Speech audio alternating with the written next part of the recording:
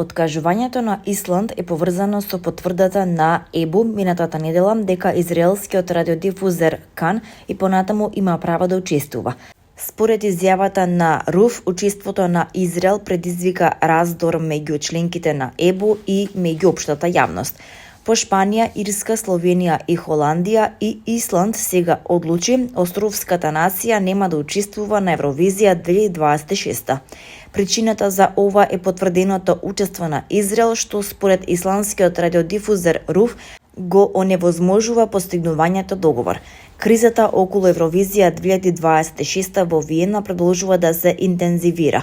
Исланд е петата земја што официјално го откажува своето учество на надпреварот. Јавниот радиодифузер РУФ ја оправда одлуката составот на Европската радиодифузна унија да продолжи да му дозволува на Израел да учествува на надпреварот. Така, Исланд се приклучува на групата земји што веќе го објавија своето повлекување – Шпанија, Ирска, Словенија и Холандија.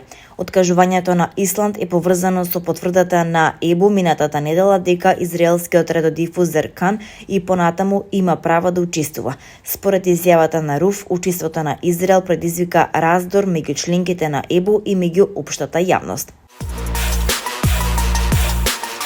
Војводката од Сасекс успеала безбедно да достави писмо до болничкиот кревет на нејзиниот татко Томас Маркл на Филипините, откако претходно не успевала да го контактира својот татко приватно поради постојаното присуство на новинарката на Daily Mail до неговиот болнички кревет. Меган Маркл успеала да достави писмо до својот татко Томас Маркл по неговата итна операција и по неколку дневните тврдења и контратужби во врска со нејзината можност да го контактира, пишува People.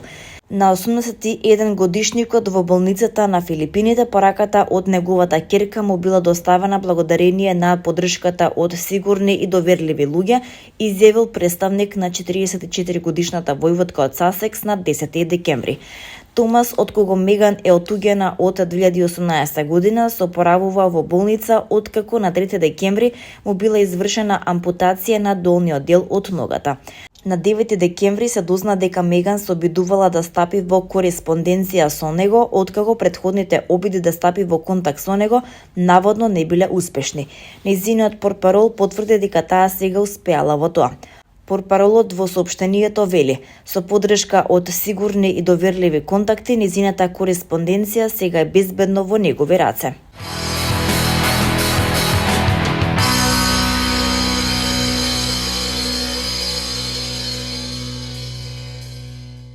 Кутевска и кинематограферот Жан Дакар, кои се продуценти на филмот, се номинирани во категоријата Исклучителен продуцент на документарен филм за наградите кои се индикатор во Оскаровската трка, приказната за Силјан, филмот во режија и продукција на Тамара Котевска, заедно со директорот на фотографија и продуцентот Жан Дакар, доби уште едно од најзначајните признанија во документарниот свет, номинација за награда на Сдруженијето на продуценти на Америка во категорија Исклучителен продуцент на документарен филм. Оваа номинација за награда можат вистински да разберат само оние кои навистина го живеат филмот. За нас ова признание е за сите денови, ноќи, жртви и години посветени на оваа приказна, за животот на терен, за довербата што ни ја дадоа протагонистите и за моментите кога камерата престана да биде камера и стана дел од светот што го снимавме, велат Котевска и Дакар.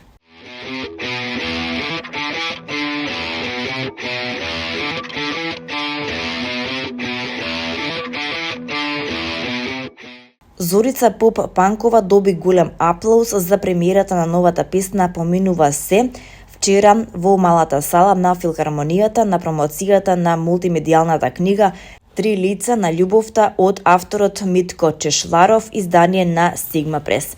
Претходно поп Панкова ни рече дека е среќна што по 25 години некој се сетил на неа, а Чешларов и напишал вистинска песна затоа што и ја знаел приказната во изминатите 30 години. Легендарната пејачка се расплака на сцената додека публиката аплаудираше. Настанот беше и промоција на нова песна за Биба Додева, која по неколку години живот во Загреб со сопругот во моментов е во Македонија.